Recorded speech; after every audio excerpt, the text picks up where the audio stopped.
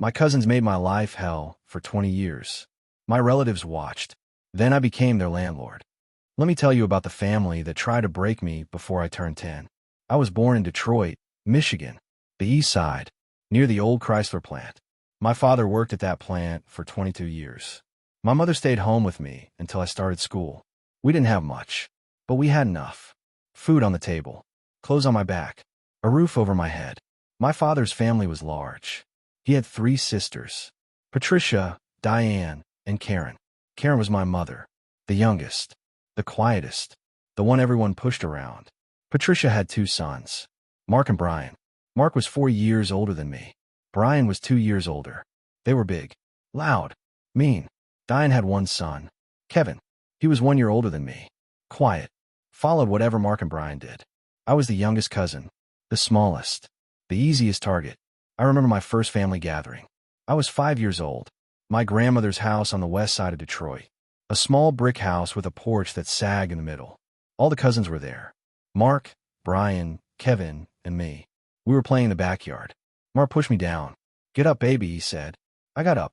He pushed me down again. "Stop," I said. "Make me." I didn't know how. He was 9. I was 5. He was twice my size. Brian laughed. Kevin looked away. My Aunt Patricia watched from the porch. She didn't say anything. She just sipped her iced tea and smiled. My mother came outside. "What's going on?" "Nothing," Mark said. "We're playing." My mother looked at me. I was crying. Dirt on my knees. Grass in my hair. "Are you okay?" she asked. I wanted to tell her. I wanted to scream. But Mark was staring at me. His eyes said, "Tell her and it gets worse." "I'm fine," I said. That was the first time I learned to lie for my cousins. It wasn't the last. For the next 10 years, every family gathering was the same. Easter, Thanksgiving, Christmas, birthdays, summer barbecues. Mark would find me. He would push me, punch me, trip me, hide my shoes, steal my food, break my toys. Brian would help. He would hold me down while Mark hit me. He would laugh when I cried. Kevin would watch. He never participated, but he never stopped them. He just stood there, silent, complicit. My aunts and uncles saw everything. They said nothing. My grandmother saw everything. She looked away. My father was always working. He wasn't there. My mother tried to protect me. She spoke up once. At Thanksgiving when I was 7, Mar pushed Daniel down the stairs, she said. Patricia laughed. "Boys will be boys. He could have been hurt. He's fine. Stop being dramatic." My mother didn't speak up again. I learned that no one was coming to save me. I learned to be small, quiet, invisible. I learned to survive. By the time I was 13, I hated my family. Not my mother. She was trapped too. Not my father. He was absent, but not malicious. My cousins. My aunts. My uncles. My grandparents who looked away. I stopped going to family gatherings when I could. I made excuses. Homework. Sports. Work. My mother understood. She didn't push. But I couldn't avoid them forever. When I was 14, my grandmother had a heart attack. She survived. But the family gathered at the hospital. Everyone was there. Mark was 20. He had graduated high school. He worked at his father's auto shop. He was still mean. Still cruel. "Look who decided to show up," he said when he saw me. I didn't respond. Still quiet. Still a little mouse. Brian laughed. He was 18. He worked with Mark. Kevin was 17. He was in community college. He still wouldn't look at me. "Leave him alone," my mother said. "We're just talking," Mark said. "He doesn't want to talk to you. He doesn't get to choose." My mother pulled me away. We sat in the waiting room. She held my hand. "I'm sorry," she whispered. "It's not your fault." "It is. I should have done more." "You did what you could." She cried. I didn't. I had run out of tears for my cousins. The humiliation got worse as I got older. Mark started calling me names in front of the whole family. Failure. Waste of space. My mother's mistake. Brian would join in. Daniel the dunce. Daniel the dweeb. Kevin would chuckle. Not loudly. Just enough. My aunts laughed. My uncles looked at their phones. My grandmother changed the subject. I was 15 when Mark stole my savings. I had been mowing lawns, shoveling snow, saving for a car. I had $800 in a shoebox under my bed. Mark took it. I knew because Brian told me. Bragged about it.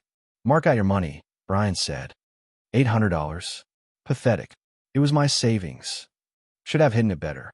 I told my mother. She told Patricia. Patricia denied it. Mark wouldn't do that, Patricia said. He did, my mother said. Prove it. She couldn't. The money was gone. Mark bought a new set of tires for his truck. I never saw that money again. When I was 16, Mark broke my arm. We were playing basketball in my grandmother's driveway. He fouled me hard. Harder than necessary. I fell. My arm hit the concrete at a bad angle. I heard a crack. Mark stood over me. Get up, baby. I can't. My arm is broken. You're faking. My mother drove me to the emergency room. The doctor confirmed it. A clean break. 6 weeks in a cast. My mother wanted to call the police. My father said no. It's family, he said. We don't call the police on family. He broke our son's arm. It was an accident. It wasn't an accident. Everyone knew it wasn't an accident. No one did anything.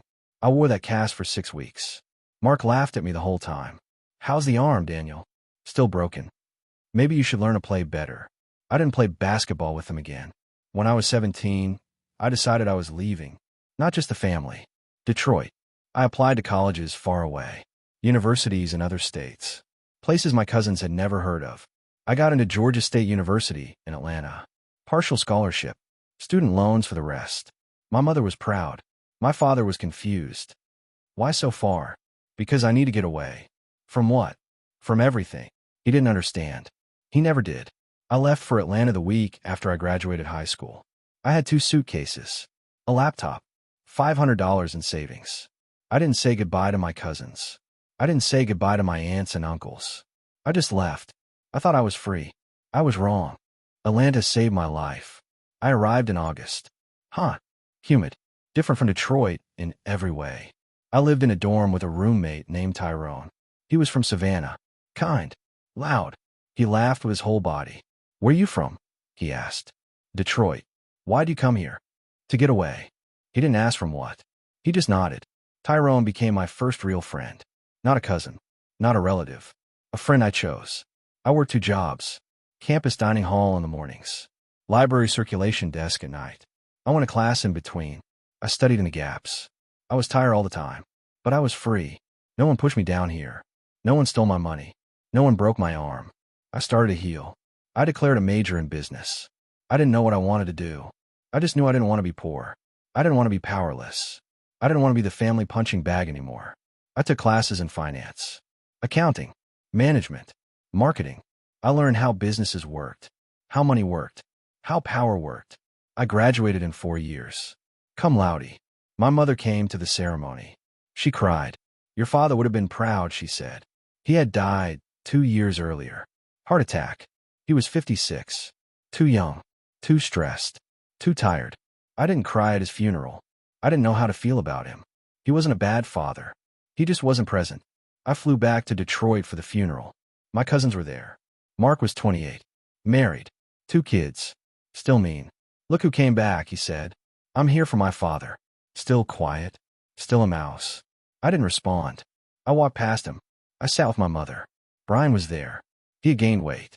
Lost his hair. He looked older. Tired. Kevin was there. He was an accountant now. Married. 1 kid. He still wouldn't look at me. My aunts and uncles were there. Patricia. Diane. Robert. They hugged my mother. They ignored me. After the funeral, my grandmother pulled me aside. You've done well, she said. Thank you. I've always watched you. Did you? When Mark broke my arm. When he stole my money. When he pushed me down the stairs. She was silent. I watched, she said. I just couldn't interfere. Why not? Because family is complicated. No, I said. Family is supposed to protect you. You didn't protect me. None of you did. I walked away. I didn't look back. That was the last time I spoke to my grandmother for 5 years. I went back to Atlanta. I got a job at a small investment firm. Entry level. Low pay. Long hours. I worked harder than everyone else. I came in early. I stayed late. I volunteered for the projects no one else wanted. My boss noticed. His name was Mr. Thompson. He was 62. Sharp. Demanding. Fair. Why do you work so hard? He asked. Because I have something to prove. To who? To myself. To my family. To everyone who thought I would fail. He nodded. Good answer. He became my mentor. He taught me the business. The clients. The strategies. The secrets. I was promoted after 2 years. Then again after 3. Then again after 4. By the time I was 28, I was a junior partner. By the time I was 30, I was a senior partner. I was making more money than anyone in my family. More than Mark. More than Brian. More than Kevin. More than my aunts and uncles. More than my father ever made. I bought a house in Atlanta. A small one, but mine. I bought a car that wasn't falling apart. I started saving, investing, building wealth. I also started watching. I hired a private investigator to keep tabs on my family in Detroit. Not for revenge. For information. I wanted to know what they were doing. Who they had become. The reports came back. Interesting. Mark had been arrested twice. Once for drunk driving. Once for assault. His wife had left him. His kids barely spoke to him. His auto shop was failing. Brian was divorced. He had lost his job. He was living with Patricia. Drinking too much. Kevin was still an accountant. But he was struggling. His firm had laid him off. He was working temp jobs. His wife was threatening to leave. My aunts and uncles were old. Tired. Broke. Patricia had spent most of her savings. Diane was in debt. Robert had health problems. My grandmother was still alive. 82 years old. Living in the same brick house on the west side of Detroit. She was the only one I still thought about. When I was 32, my grandmother died. My mother called me at 6 a.m. I knew something was wrong. She never called that early. Nana passed away, she said. I didn't cry. I didn't feel sad. I felt nothing. The funeral is Saturday, my mother said. Will you come? Do I have to? She was your grandmother. She watched my cousins hurt me for 20 years. She never did anything. My mother was silent. I'll come, I said. For you. Not for her. I flew to Detroit on Friday. I rented a car. I drove to my mother's apartment. She was living alone now. My father was gone. My cousins didn't visit. She hugged me. She was smaller than I remembered. Older. Weaker. You look good, she said. I feel good. You're successful. I'm okay. You're more than okay. You're everything your father wanted you to be. I didn't know what to say, so I just hugged her. The funeral was at a small church on the west side. The same church where my parents were married. Where I was baptized. Everyone was there. Mark. Brian. Kevin. Patricia. Diane. Robert. Cousins I hadn't seen in years. They stared at me when I walked in. I was wearing a suit. A nice one. Tailored. Expensive. Mark was wearing a wrinkled shirt and jeans. Brian looked hungover. Kevin looked embarrassed. Look at Mr. Big Shot, Mark said. I didn't respond. I sat next to my mother. The service was short. My grandmother had requested a small funeral. No eulogies. No flowers. Just prayers and a closing. After the service, the family gathered at Patricia's house. I didn't want to go. My mother asked me to. Just for an hour, she said. I went.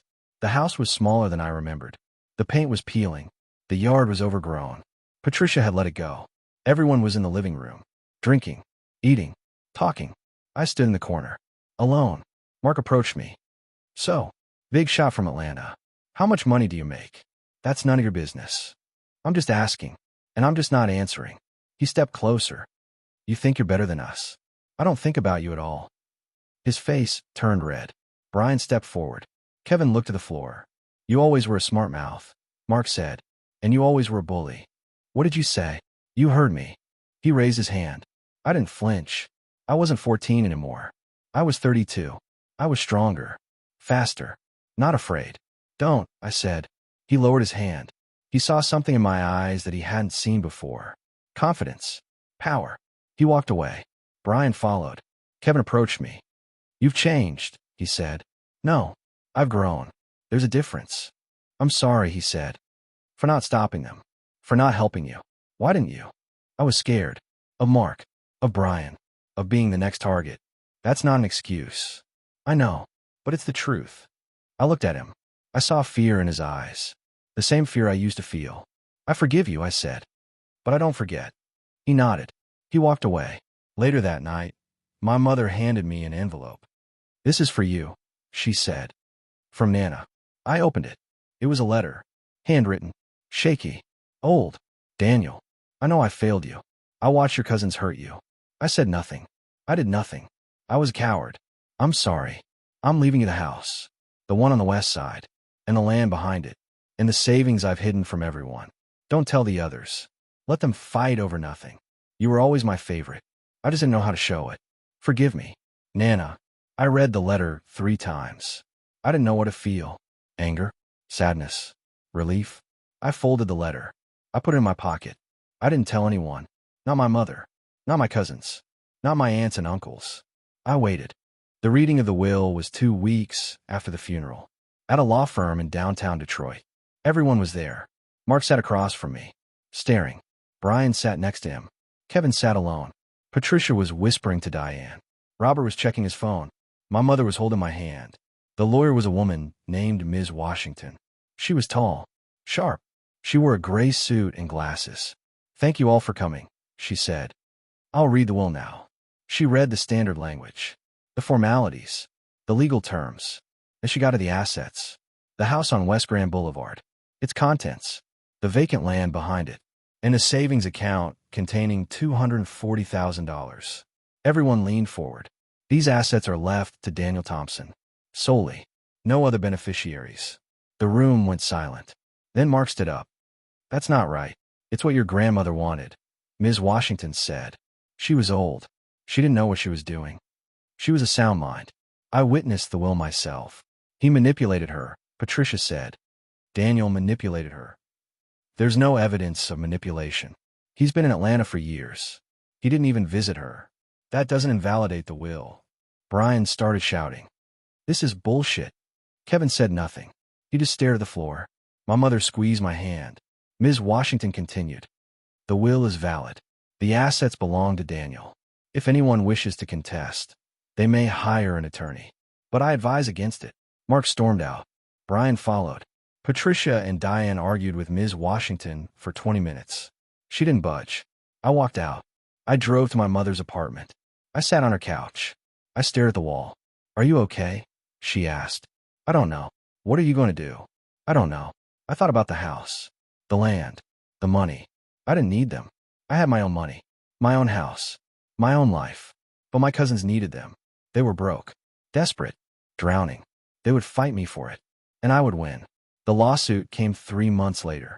Mark, Brian, Kevin, Patricia, Diane, and Robert all signed on. They claimed I coerced my grandmother, manipulated her, stolen from her. They hired a lawyer, a cheap one. He didn't stand a chance. I hired Ms. Washington. She was expensive, worth every penny. The case went to mediation first. We sat in a conference room. My cousins on one side, me on the other. Mark was red-faced, angry. "You don't deserve that house," he said. "It's not about deserve. It's about what Nana wanted." She didn't know what she was doing. She knew exactly what she was doing. "She watched you bully me for 20 years. This was her apology. You think a house makes up for that?" "No, but winning does." The mediation failed. My cousins refused to settle. We went to trial. Ms. Washington presented the evidence. The will, the witnesses, the letter my grandmother wrote me. My cousins presented nothing. They had no evidence. Just anger. The judge ruled in my favor. Summary judgment. No appeal. The house was mine. The land was mine. The money was mine. My cousins had nothing. After the trial, Mark approached me in the parking lot. "You think you've won," he said. "I know I have. This isn't over." "It is. You lost. I won. Now go home." He stepped closer. "You're still a mouse. You always will be." I looked at him. I remember the broken arm, the stolen money, the years of humiliation. "I'm not a mouse," I said. "I'm a man who waited 20 years for this moment, and it was worth every second." I walked away. He didn't follow. I owned the house on West Grand Boulevard, the house where my grandmother raised my father, where we had family gatherings, where Mark pushed me down the stairs. I didn't know what to do with it. I didn't want to live in Detroit. I had a life in Atlanta.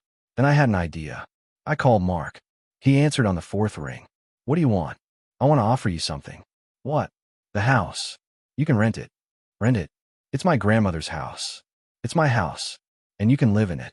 For a price." "How much?" I told him. It was fair, below market rate, but more than he could afford. "That's ridiculous," he said. "Then don't take it." He was silent. He didn't have options. His apartment was being foreclosed. His credit was destroyed. No one else would rent to him. "Fine," he said. "We'll rent it."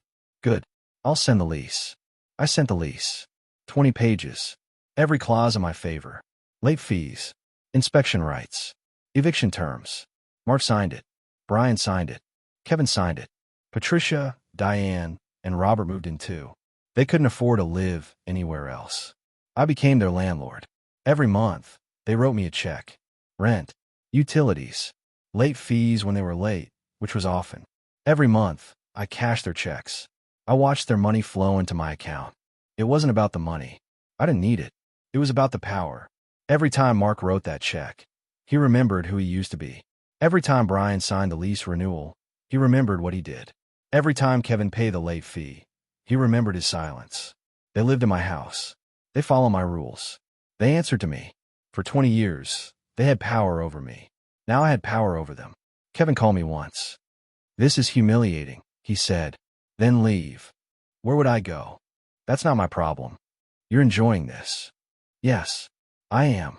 He hung up. He didn't leave. He couldn't afford to. Mark stopped paying rent 6 months into the lease. I filed for eviction. He paid the next day. Brian tried to hide damage to the property. I charged him for repairs. He couldn't fight it. Patricia called me screaming. "You're a monster. I'm a landlord. Pay your rent or leave." She paid. Diane tried to sue me. She lost. She had no money for a lawyer. Robert died 2 years later. Heart attack. I didn't go to the funeral. My mother asked me if I felt bad.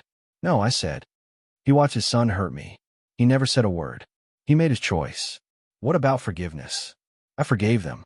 I just didn't forget. I don't live in Detroit anymore. I live in Atlanta. I have a life here. A good life.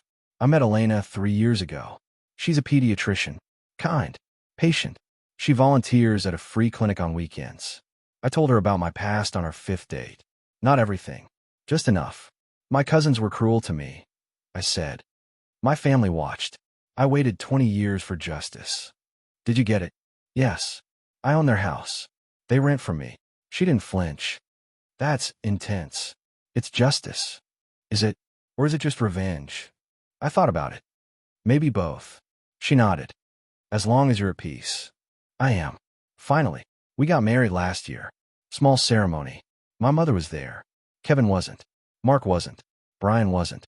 Patricia and Diane weren't. Just people who loved me. People who chose me. Elena is pregnant now. A boy. We're naming him David. After my father. I think about my cousins sometimes. Not with anger.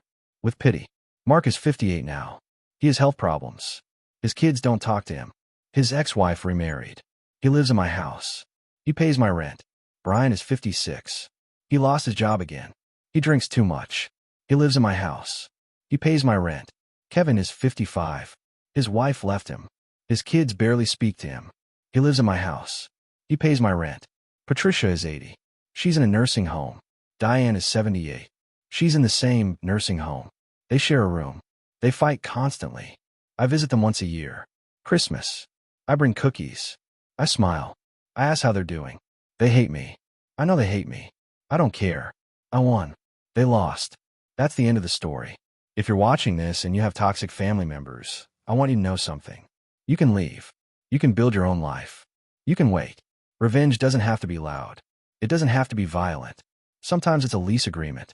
Sometimes it's a monthly check. Sometimes it's watching someone write your name on a rent payment and knowing they remember everything they did to you. I waited 20 years. 20 years of patience. 20 years of building. 20 years of becoming someone they couldn't touch. It was worth it. Thanks for listening.